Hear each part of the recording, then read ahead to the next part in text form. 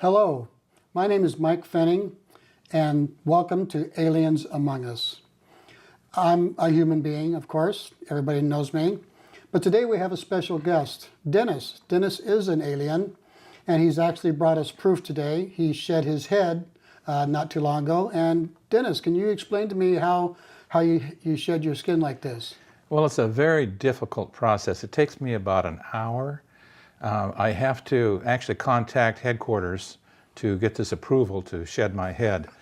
And, you know, it's a little painful, but once I've shed it, I really fit right in, I think. I don't think people can recognize that I'm an alien. Well, you still certainly look alien to me. Can you tell us what planet are you actually from? Well, it's planet Doobie, and it's probably I think it's about 42 light years away, just outside of the Milky Way galaxy. I see. It's a planet that's, well, it's kind of like Earth, but there are some distinct differences in it.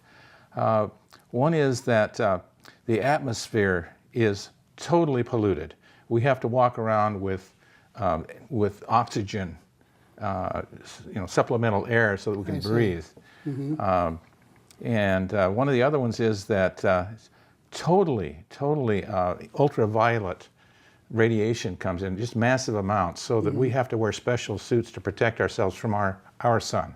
I see. Yes. Wow. Mm-hmm. Yeah, I've met other people from the planet Doobie. Mm-hmm. As a matter of fact, that's where the saying "Doobie Doobie Doo" comes from. Well, yes, and also the Doobie Brothers. In the Doobie they're Brothers. aliens, Yes. actually. Yes, I've heard that. That was kind of an interesting thing to pop on this culture here. Mm-hmm. So anyway, it's been a lot of fun here as an alien on Earth. We've noticed a lot of things that you people do that are very strange to our culture. Are you single? Actually, all of us are single. I see. Yes, we. Are you born with both organs?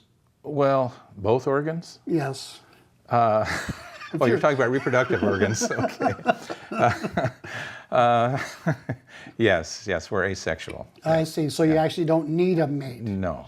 I see. That must be very interesting. Well, we have a gestation period of about 24 months. Oh, that's pretty darn fast. Yes. So how many children do you have of your own? I have 3. You have 3. Right.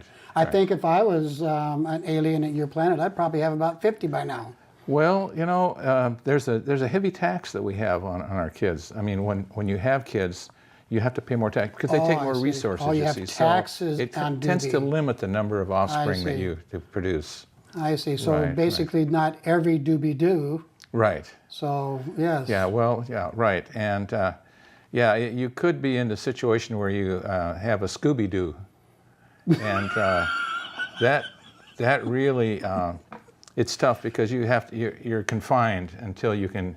I see. You can be reoriented, reprogrammed. I guess. See. So to get reestablished back into the community. Right. Wow. Right. You're ostracized. You're ostracized. That must be tough with 2 organs. Yeah. Especially when one of them's a pipe. Yeah, I can see. So anyway, what else can I explain? Well, actually, I'd like to talk more about shedding your head. Can we get a close-up on our head here? Actually, I can bring it into view if you would like. Yeah, you'll notice that my eyes are rather large and oblong, and they look kind of like taillights, except they're green. I see. But this allows us to actually view things that are ultraviolet or infrared, as well as the normal visible range. Mm-hmm. They're quite complex. So this is what you look like on your home planet. And in your home planet, you are actually called Paul, is that correct? Yeah, that's correct. Okay, yes. And so this is what you actually, I don't really see anything distinguishable. I mean, do most of the aliens on Doobie look this way? Well, most of them are appalling. They are. Oh, I see. But we're pretty much, there's some minor differences in appearance, but... Well, I guess it really doesn't matter if you look different or not because you're asexual. Who cares? Well, yeah, and also we have other ways of communicating that, establishing our identity. Could you do us a favor here in the studio and actually talk in your native tongue? Well, I could. In the language or the voice? Well, both. Can you do both? Yes. Well, Okay, I Yeah. hope that was a compliment because I would be offended if it wasn't. Okay. I was just saying I'd love to get out of here in a hurry because this whole situation here, this interview is really boring. Well, I just would like to wrap up the show and welcome and say thanks to our audience. You at home, here he is. This is Paul. Goes by Dennis. If you ever see him, this is what he looks like. There he is. Okay.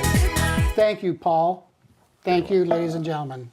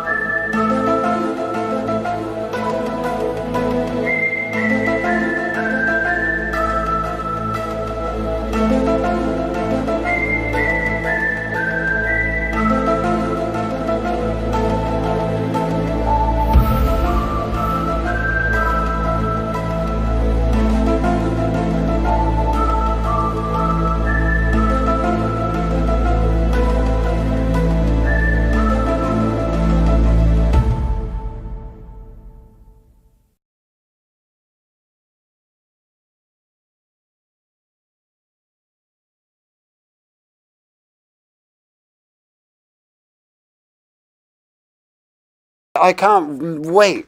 I can't wait to meet. I know that they're, but so what? I mean, let's hope they're there. We need some help. Who knows? I mean, I love the wonderment of it. I love the possibility of it, and I love busting old myths. Let's hope they are. I mean, I can't wait. Beam me up, Scotty.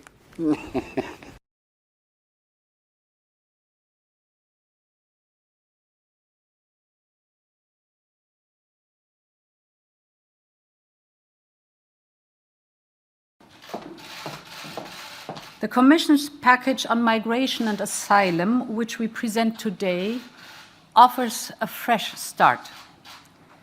Many legitimate interests have to be brought into balance. We want to live up to our values and at the same time face the challenges of a globalized world. Europe has to move away from ad hoc solutions and put in place a predictable and reliable migration management system. I'm convinced that the Commission's proposal is a good foundation for that.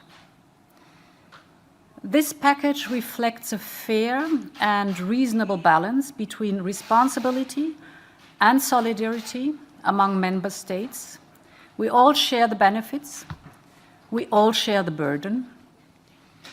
This package also reflects a very pragmatic and realistic approach.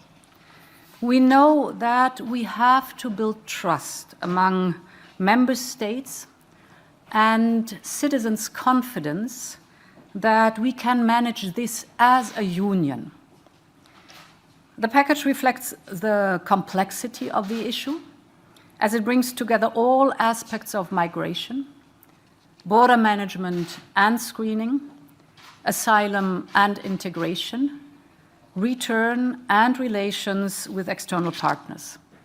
It is not a question whether member states should support with solidarity and contributions, but how they should support.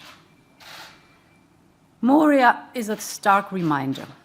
We need to find sustainable solutions on migration, and we all have to step up.